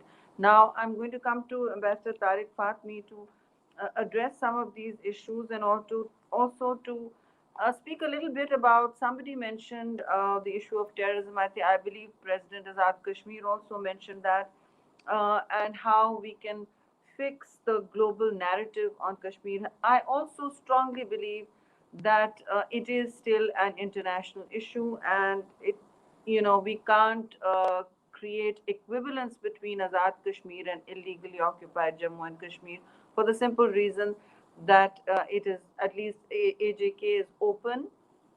There's been no illegal occupation, and we allow observers, groups of international as well as local journalists to come and go freely. There's no question of that level of occupation. It retains its flag, its president, its prime minister, it has its elections, and I'm sure the president can also speak a little bit about it, just a little bit in the end. But I also want you to address this whole business of instruments that we can use. The one of the international instruments, and I'd really like Mr. Gaylor to also address this when we come to him after this, is the business of UN MOGIP, with the UN military observers, that both countries are mandated to involve, and Pakistan allows them full access everywhere, but India has limited them to their field stations, so they really can't carry on their mandated job of actually mediating and observing. But mediation comes after their observations, because facts are what we want to base our findings on and discussions on. But it seems that India is not interested in doing that. There is a clear repudiation of fact finding, and there is a cloak of complete silence and obfuscation that hides and pushes away what goes on in illegally occupied Kashmir. I'm going to have to now give the floor to Ambassador Fatemi and see if he can address some of the questions, as well as how we can overcome this deficit in communications without resorting to saying, well, this is the status quo.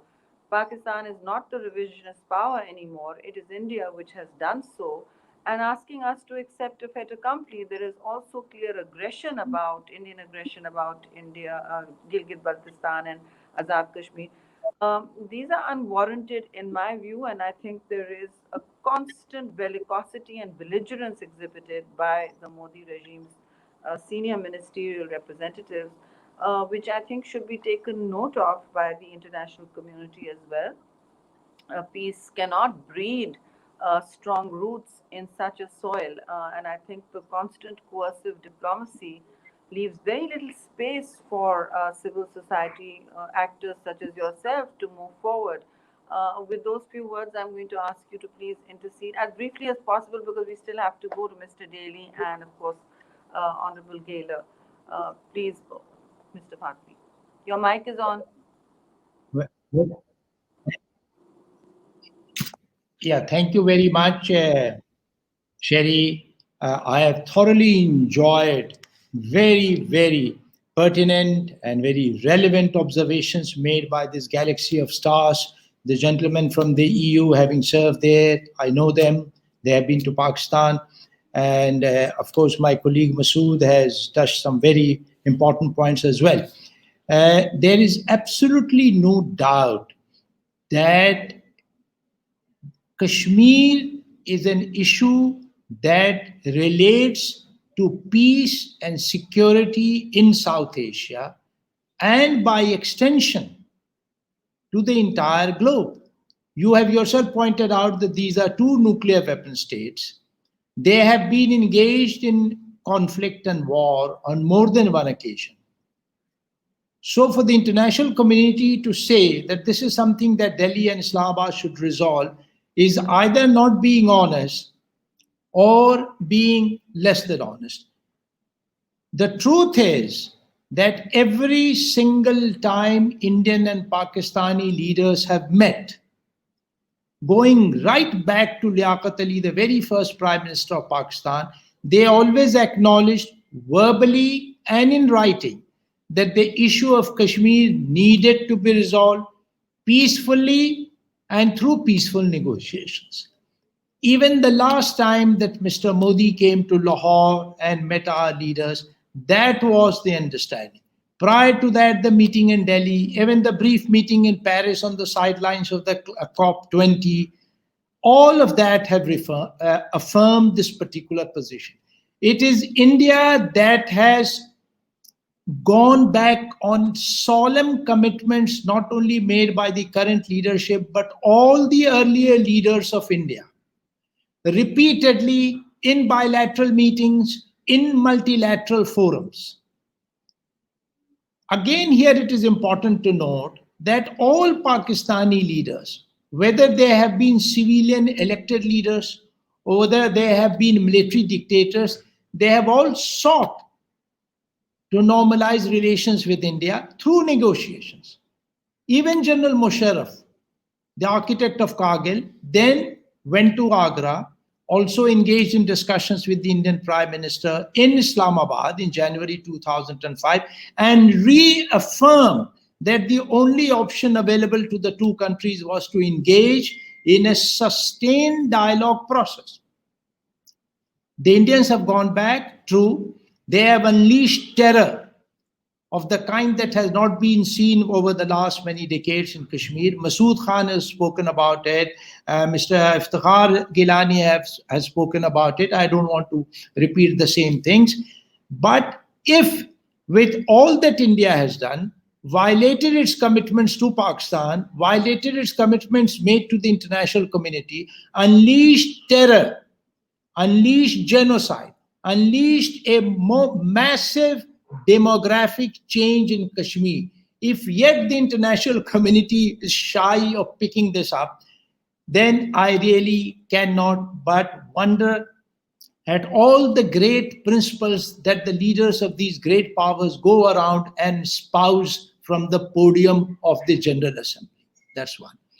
Point two is that we must make it clear in our own bilateral discussions with all these other countries that the Indian action actually has not only brought about the likelihood of peace and stability in South Asia being disturbed, but actually it could result in internal convulsion within India. In Bangladesh, yes, it's an independent country, it's a sovereign country, but the people of Bangladesh are also extremely agitated at what is taking place in India. It is not only in Kashmir where Mr. Modi and his team has unleashed terror. Within India, with its own citizens, millions are being disenfranchised. And I want to point Mr. Kulkarni's attention towards this fact that if you take away citizenship from your own citizens, you have turned them into stateless citizens. Where should they go? What should they do? That's the second thing. The third thing I want to say is that A, it is a human rights crisis in the disputed territory. B, it is a humanitarian crisis in the region. And C, it is a crisis between India and Pakistan that could go beyond affecting merely peace and security in this part of the world. I think that Pakistan should make it very clear that there can be no dialogue with India unless it retraces its steps and undoes what it did in August 2019. Because in doing that, it has gone back not only on bilateral and solemn agreements such as Simla, Lahore process and all the other meetings, it has even gone back on all the commitments made in the Lok Sabha by half a dozen prime ministers of India. I want to make that very, very clear. Also, I totally agree that more actors should be brought into this process. Media, the diaspora, human rights organizations, they all have to come in. Why should they come in? They should come in order to reinforce the international nature of the Kashmir dispute. and nullify Indian claim that it is an internal matter. By the way, as Masood stated, the very meeting that took place, I think on the 20th or the 21st of August last year, where Kashmir was discussed, meant two things. It meant that Kashmir remains an international issue, and B, that the United Nations is the only forum that has the legitimacy and the credibility to discuss, debate, and pronounce on the issue of Kashmir. The last point I want to make, because I know Sherry would like others to chip in, is that we must remain consistent and coherent. Our messages must be directed at all countries, all levels of society, the human rights one, the one relating to treatment of women, the one related to minorities, and there is no better person than Masih to comment on it.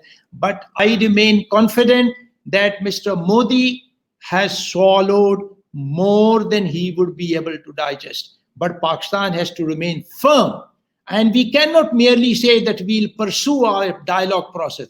This could even lead, and I'm repeating myself, to unforeseen and dangerous results for peace in this part of the world. Thank you, Sherry. Thank you very much, Mr. Fatemi, for being brief and, as always, very much to the point. We've got Mr. Honorable Mr. Daly, who has also joined. I believe he's still in his vehicle. He's the British Conservative Party member of Parliament for Bury since 2019, and he has been a member of the Friends of Kashmir. I will come to you after Michael Gaylor, the Honorable Michael Gaylor. Mr. Daly, thank you for being patient, so we can wind up with last few words quickly from the President. Mr. Gaylor, would you like to come in now? Yes. Thank you very much. Thank you very much. And it's good to see you again in this framework. Thanks for inviting me. And it's good to find my dear colleague Julie Ward again in this framework, because we lost her through Brexit, but that's the way it is. Now, having listened to a lot of the people who are participating here, I think when I look at it from the international point as a neutral observer who has covered the issue for quite a while, I think it is indeed important that we look at two sides, or at least to see two tracks. The one thing is what is to be done on the international level.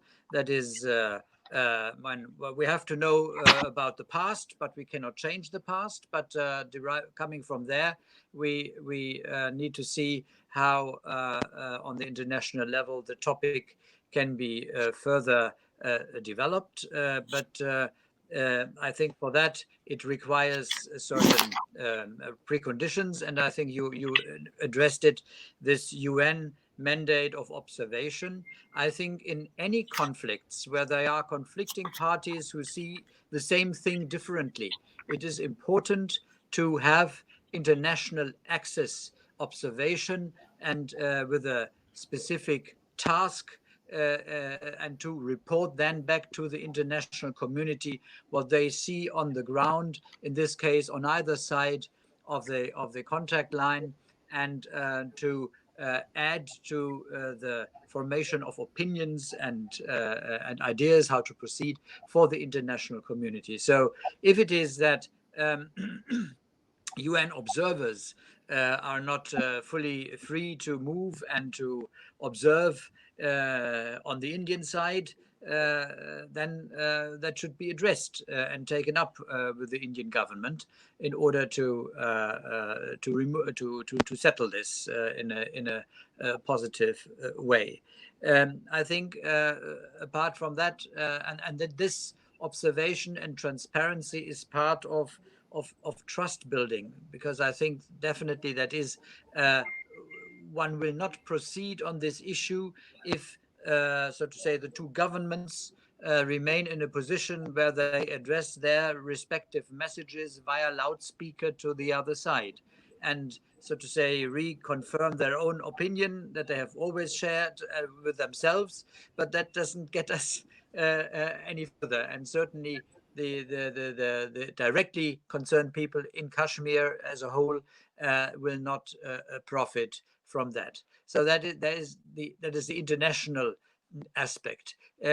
For me, at the same time, what should be pursued is also to have this, well, shall I say, people-centered approach. That means that we look what the current situation is directly for the people who are affected by the reality. And your point of departure was the 5th of August, and then 1 year later, when the 5th of August happened again, a year later, what has changed in the daily lives and for the people in this area through the measures that have been taken by the Indian government.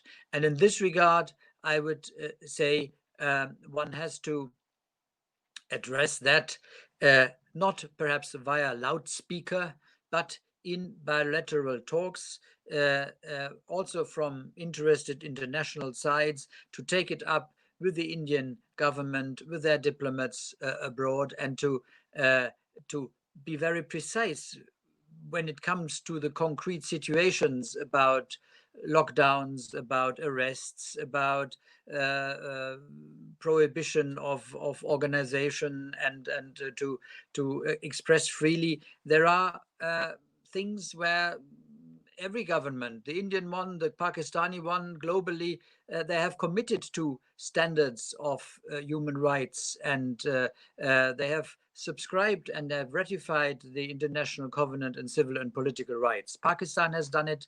India has done it, if I'm not mistaken. So there are specific issues that can be addressed, but that should not necessarily be done via loudspeaker, but in precise talks between those who would like to move this question forward. And I think also, in order to have fertile ground, or to create an atmosphere to get this question further done, I think on the larger scale in the bilateral relations between India and Pakistan, one should look at best practice that has already existed. I'm not happy to see, and for whatever reason, when the result is that there is less people-to-people contact, that when trains are cut off for whatever reason, when the bus service is not going anymore, when the small border transfers or border crossings are not possible anymore, that is bad for the people concerned. That is, for me, the people-centered approach. It's those who live along the contact line, or who live along, well, also the long border between India and Pakistan, who, in spite of their long common history, they have only one Wakka crossing along the thousands of kilometers. I think in a spirit to get an atmosphere, a better atmosphere for the talks about this Kashmir issue, the broader relationship between these two countries needs to be addressed, and the advantages of more dialogue, of more economic interchange, of more people-to-people contact, the profits, the mutual profits thereof, if they are recognized, if people are getting used to having contact to the other side, they are losing fear. And all those who want to incite fear or hatred, they are getting it more difficult. So I would appeal to both governments and to both sides to find ways and means to open spaces for people to meet, for the economy to interact, and thereby learn how much one can mutually profit from each other. And when that is learned, and when that is realized, and you can read it in facts and figures, then you might address this Kashmir issue in a more relaxed attitude, and in order to then involve trustful and partners that are not from the outset on the one or on the other side, but who want to contribute to a solution that serves the people on the ground. I think that is, at the end, it must be about the Kashmiri people and not about the governments in Delhi and in Islamabad, because I could imagine in the very moment when the Kashmiris on the Pakistani side have some ideas of their own, which do not necessarily correspond to the government wishes in Islamabad, they will also not be so happy. But on the other side, of course, the wishes of the Kashmiri people in the part that is controlled by India are probably far more away from the wishes of the government in Delhi. But be it as it is, I think in order for the Kashmiris, wherever they live, to be able to express their real wishes, it requires this atmosphere of trust and relaxation that has been produced, should have been produced earlier to addressing this issue by getting people to people together, by getting regular contacts also between the governments, and there should be no precondition for that. But I think also on the international level, we can be helpful. We can come in whatever framework, the United Nations or the European Union or the Commonwealth or whoever, you name it. Partners with honest intentions to contribute to the solution will have it far easier if the main parties concerned have provided for a space and for an atmosphere that is conducive to starting to discuss this specific issue. If that all is not there, if we remain on the realities on the ground for the people that are exposed to the measures from the 5th of August last year and who suffer from it.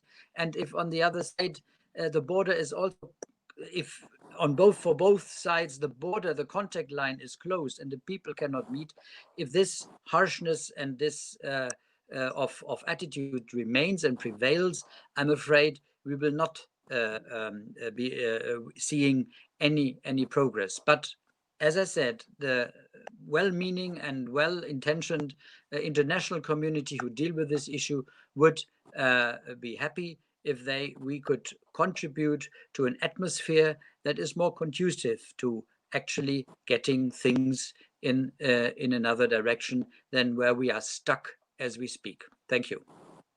Thank you, Mr. Gaylor, for your leadership, and that was very helpful. I think people-centric approaches are what we are all looking for.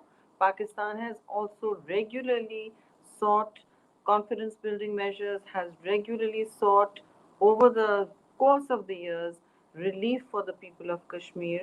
And I think that we are in a phase now where Modi's regime and the statements from their ministers, their cabinet, defense minister, and the rising levels of exclusion in both their regional and domestic discussions have actually just blocked out and shrunk space for even peacemakers to initiate conversations. So thank you for your leadership in difficult times.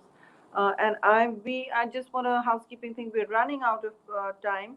So I'm just going to ask Mr. Daly, who sat very patiently and has been walking around and then finally gotten to a place where he's stable, to join us. So very brief comment, what can the United Kingdom and the international community do to end the suffering of the Kashmiri people, number one, and number two, very quickly, where do you see the multilateral solution forward? What are the pathways forward? What doors for diplomacy can be opened for dialogue to include the Kashmiri people and, of course, India and Pakistan in finding a just and a fair solution to the legitimate, inalienable rights of the Kashmiri people to decide how they should be governed and who should govern them? Thank you. Over to Mr. Daly. Please unmute his mic. Unmute his mic, please. Thanks. Hello. That is a rather large question to answer briefly, I should say. Thank you for giving me the opportunity to very briefly speak. It's been very interesting. I was in Kashmir in February speaking with President Masood Khan in Muzaffarabad. I'm the chair of the Conservative Friends of Kashmir. I'm the vice chair of the ACP-EU, another all-party parliamentary group in the British Parliament for Kashmir. Putting it very bluntly, for me, the reason why I'm taking part in this call, I'm sure the same for Andrew, I can see on the call, is the human rights abuses, the human rights issues that are quite clearly apparent.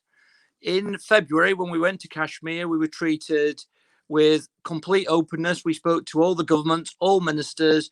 We were able to speak to all the people who could give us information, including the people the poor people on the front line in refugee camps who've been impacted by some terrible, terrible atrocities. Unfortunately, our chair and our group were not let into India.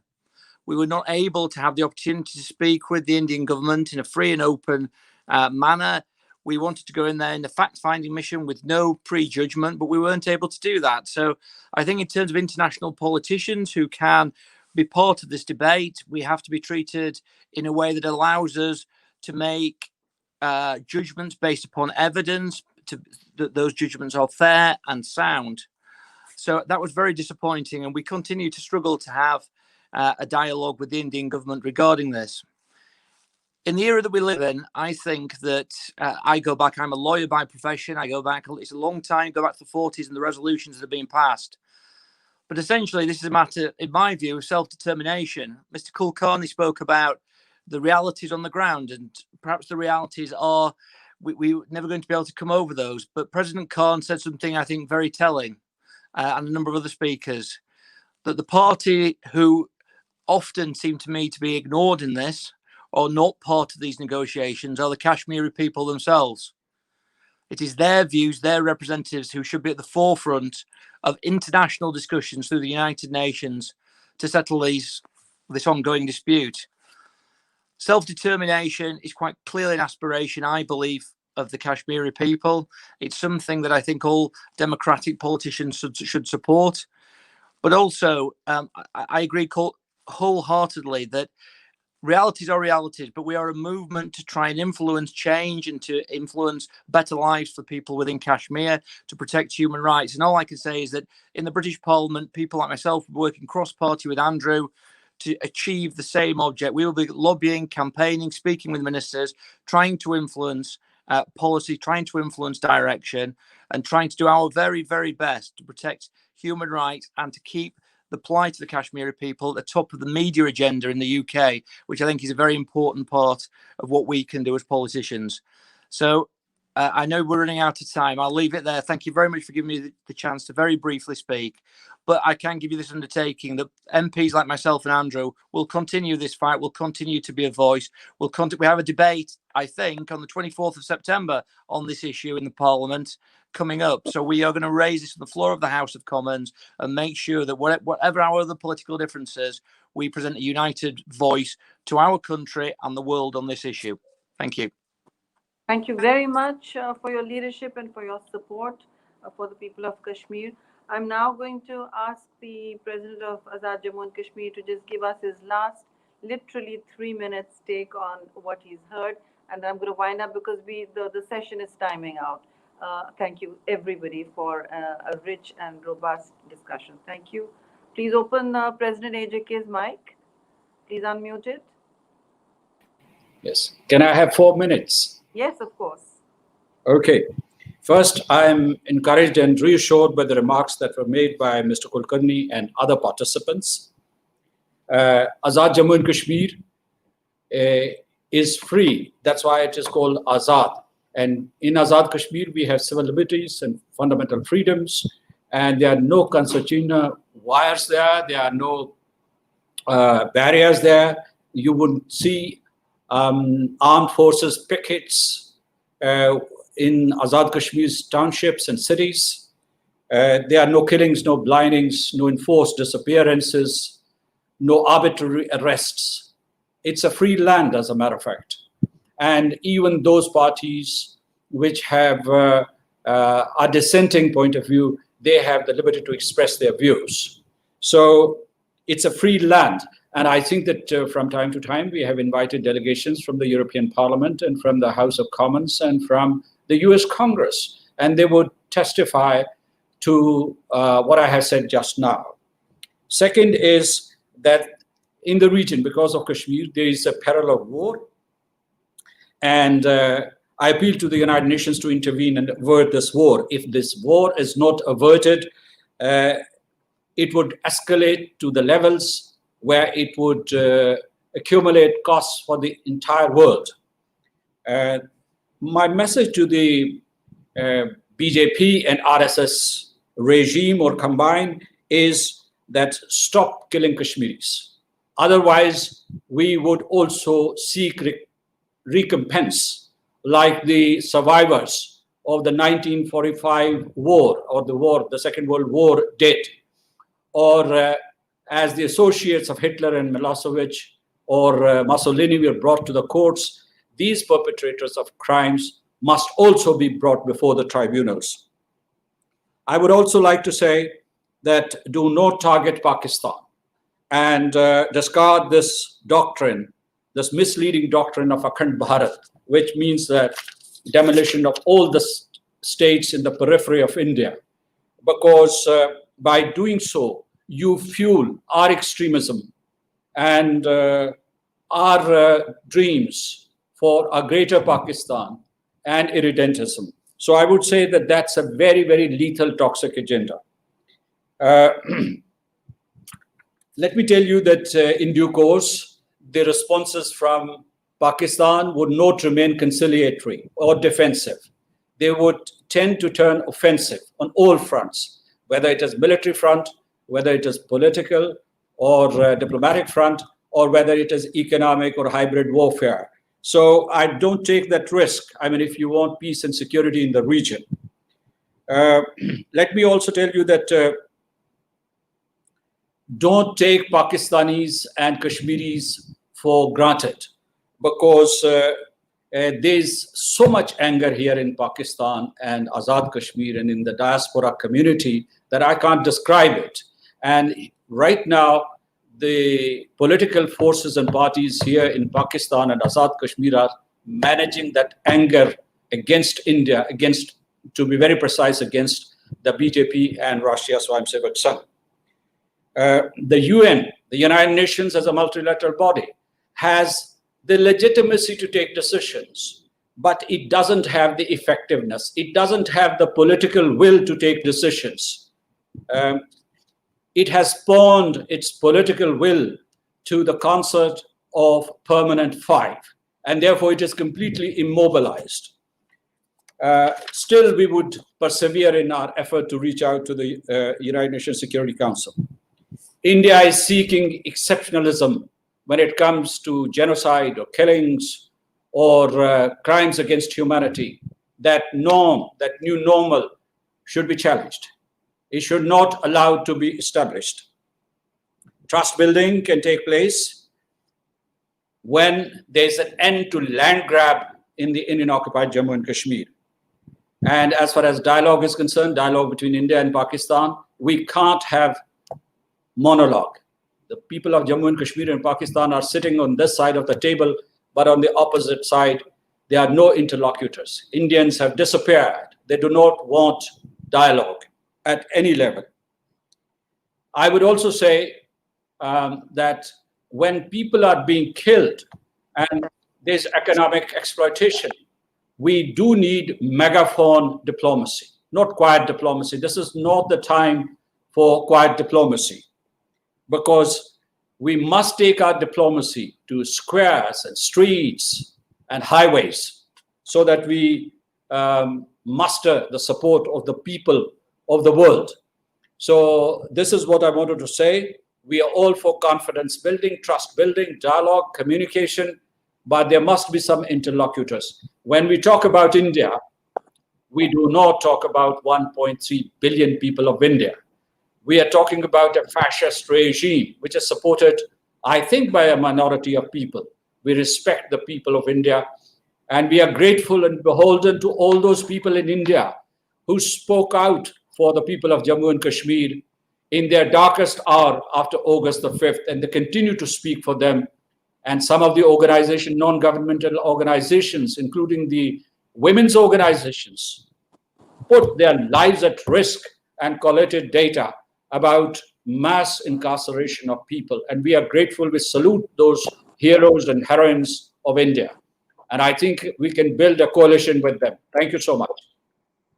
Thank you so much, President, and everybody for staying on. We've covered over 2 hours of ground, and the session is about to time out. So I'm just going to very briefly conclude and say that I think we've opened doors today, which are sorely needed between the two countries to include the people of Kashmir. I think nobody disagrees with that. Everybody has a story to tell. I'm quite sorry that we couldn't hear more from Iftikhar Gilani, but more later. We will be emailing you thank yous. And if you have any suggestions about to how go forward, please don't hesitate to send them forward for our report. Pakistan, as the president of AJK says, always ready for a conversation that evokes a just solution to the Kashmir cause. And lastly, I'm just going to say what goes on in Indian occupied Kashmir has actually changed the landscape of politics even inside, which has not happened, of course, in AJK. Mehbooba Mufti, who was a completely pro-Delhi politician, has now said in a tweet that highlighted states like Nagaland and Madhya Pradesh, which are moving towards semi-autonomous status and have exclusive rights for locals. She notes how the Kashmiris are being stripped of their rights, and one of the motives for this demographic shift is to make sure that in a few years, even if a plebiscite is conducted, the Muslims of Kashmir and the actual Kashmiris who were protected by their special status and the constitutional articles that he has revoked won't be in a position to demographically influence their future or enable their future. So he is trying to erase not just history but identity and even the people of Kashmir and their right to a future that they have sought for over 70 years. I'm going to end by saying Mehbooba Mufti has said in her tweet that BJP's flag of India, and this is BJP, not India we're talking about, has no place for minorities. Hence, it validates Jinnah's two-nation theory. Well, that has been validated a long time ago, but I think there is room for both countries to talk peaceably and amicably without shouting at each other, as the Honorable Michael Gaylor said, and as everyone suggested. In the media, our doors are always open for a sane and reasoned discussion that will lead to relief for and a just solution to the Kashmir conundrum. Thank you very much. I have to conclude because the session is timing out. We had many more questions, and we look forward to speaking with you again in the near future. And thank you again, all of you, for your leadership and your time. Thank you very much. Bye-bye. you. Have a Bye-bye. good weekend. Thank you. Bye-bye. Thank you. Thank you very much.